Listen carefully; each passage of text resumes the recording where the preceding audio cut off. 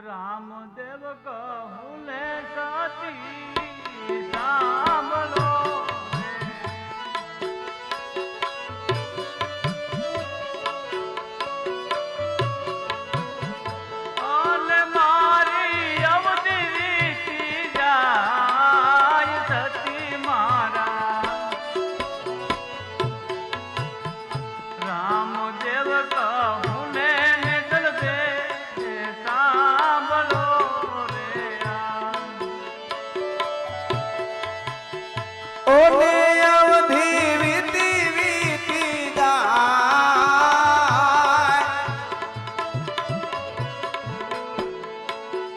રામદેવ કહું ને તને સાંભળો રે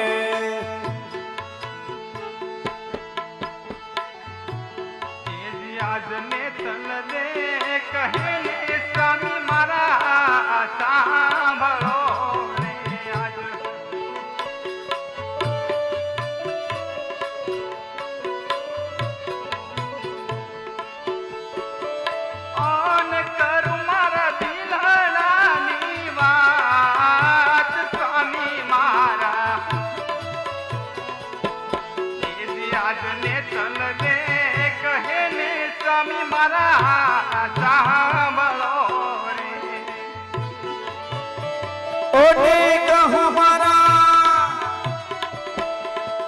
મારા દિલડાની વાત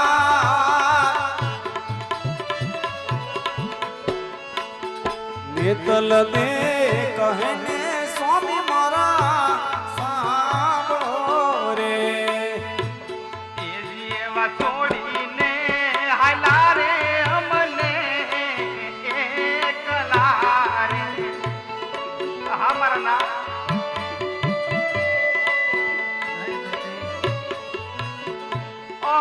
પછી મારે કોનો આધાર સ્વામી મારા આજ છોડીને હાલા રે અમને એકલા રે ઓને પછી મારે આયા કોનો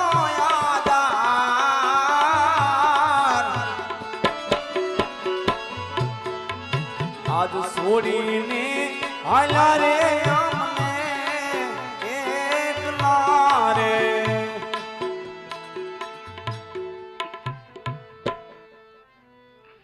અરે હા સતી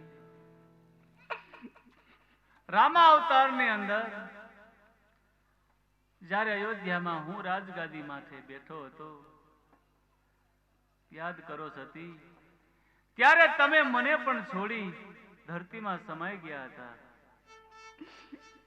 અને હું તમને એકલા મૂકીને નથી જાતો આપણા બબે દીકરાને એક એક દીકરી આપણા આંગણે રમે છે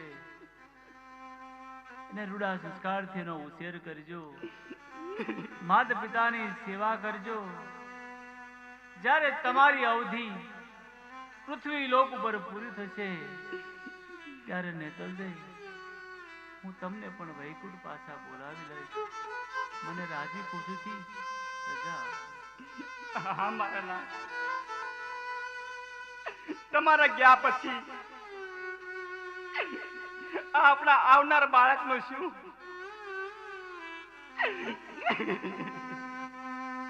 એની ચિંતા ન કરો જ્યારે તમે મને યાદ કરશો ત્યારે સતી હું તમારી સન્મુખ હાજર રહીશ આ મારું વચન સતી માતા પિતાની સેવા કરજો એને કઈ ઓછું ન આવવા દેતા મારા ગયા પછી તમને આ બધી જવાબદારી હું તમને સોંપીશ અરે હા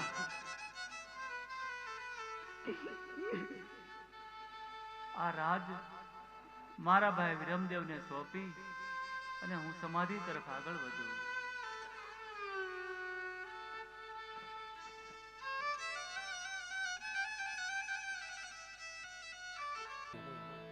મોટા ભાઈ વિરમદેવને મળવા માટે રાજમહેલ તરફ ચાલ્યા આવે છે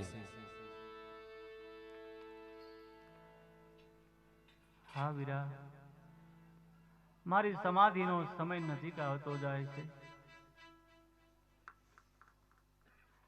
આપણા રાજ્યની, માતા પિતાની આ બધી જવાબદારી ભાઈ હું તમારા શિરે નાખતો જાઉં.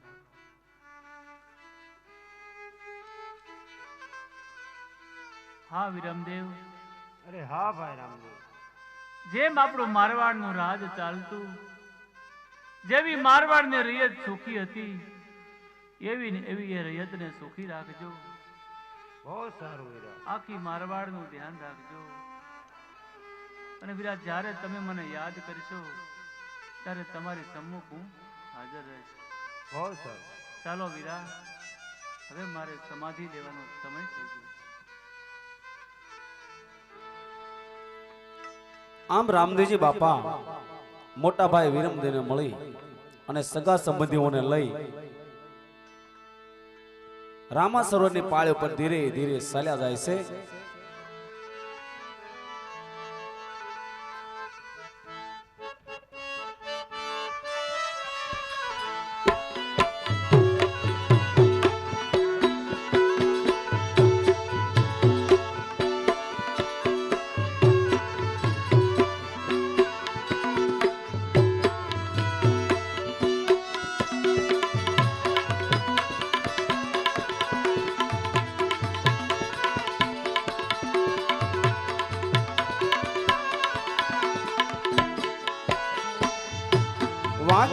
વાગે રે નગારે નોમ ધૂરે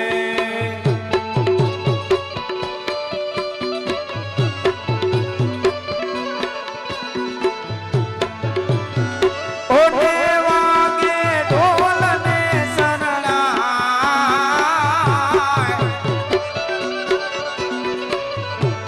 વાગે રે નગારે નોમ ધૂરે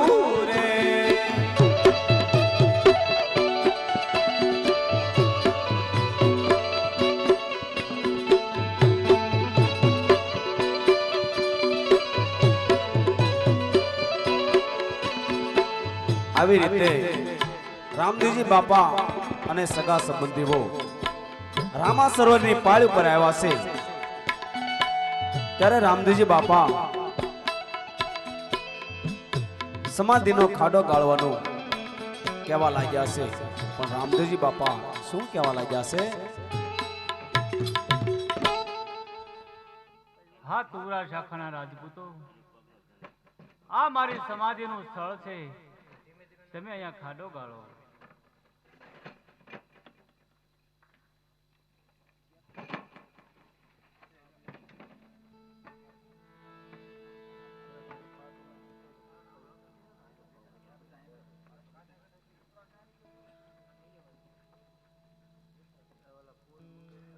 આવી રીતે જોત જોતામાં સમાધિનો ખાડો તૈયાર થઈ ગયો છે.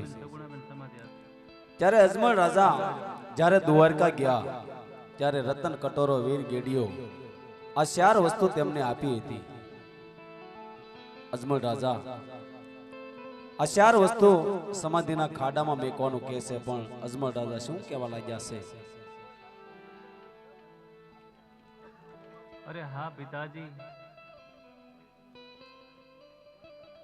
તમે જ્યારે મને યાદ કરશો ત્યારે હું તમારી સન્મુખ હાજર થઈશ. હા તુવરા શાખાના રાજપૂતો, હું તમને જે જે વચન આપું છું એને તમે ધ્યાનથી સાંભળો. મારા સમાધિ લીધા પછી આ સમાધિનું પૂજન કરજો, દીપ ધૂપ કરજો, રૂડા મંડપ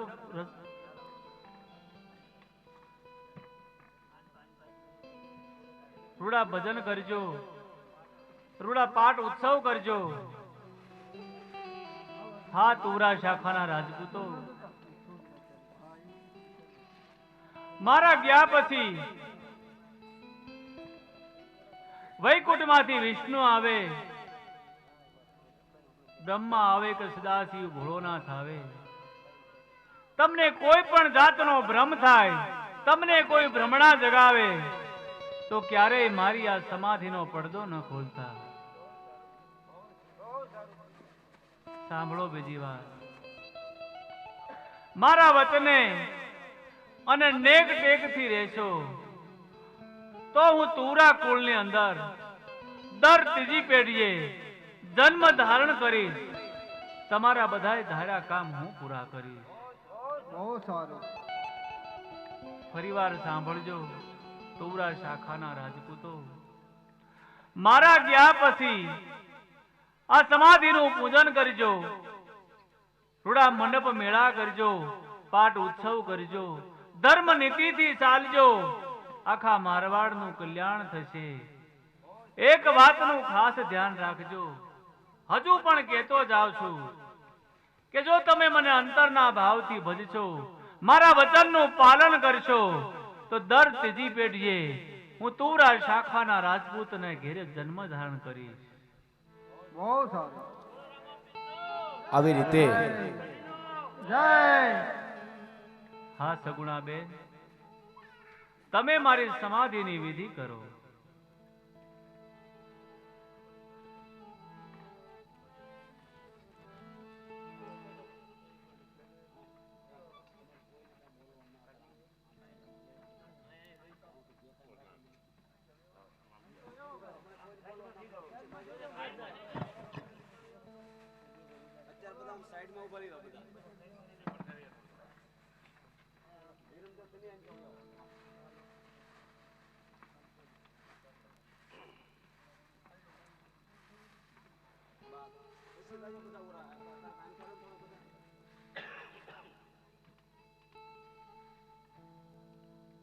વડીલ એ ભાઈ ઘડીક આ બાજુ આવવાનું. બધા બધા બસ પછી તંતર બધા નજીક યાદ આવી.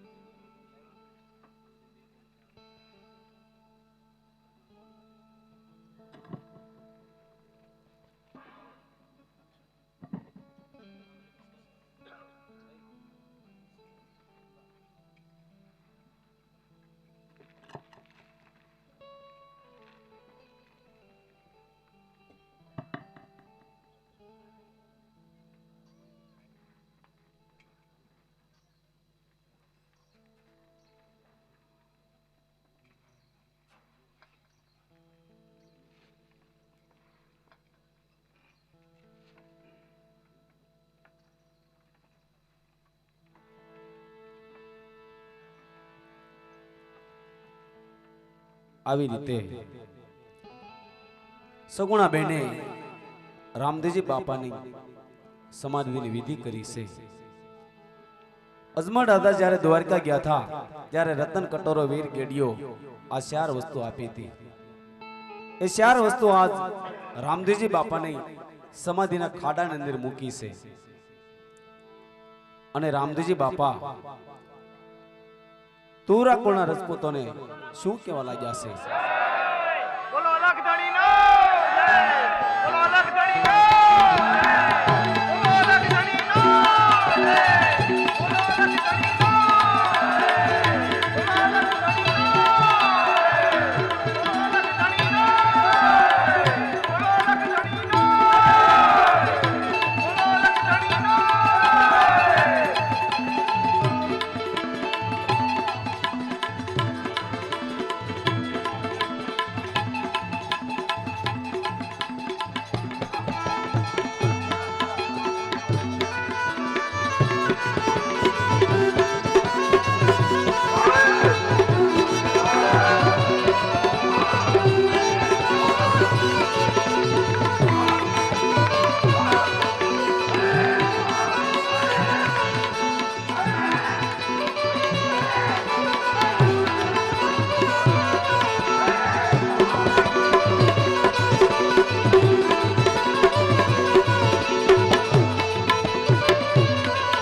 ભાઈઓ તથા બહેનો, રામદેવજી બાપાએ સમાધિ લીધી છે, પણ રામદેવજી બાપાની સમાધિની આરતીના દર્શન કર્યા વગર કોઈ જાય નહીં.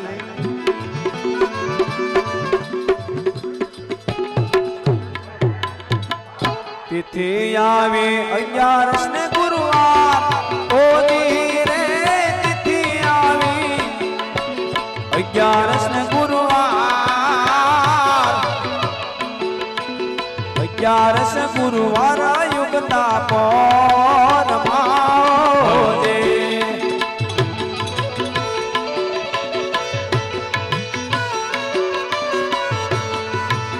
1515મી સાલ, ઓ ધીરે 1500 આવી 15ની સાલ, આદરવાય 11 યુગતા પરમાઓજે.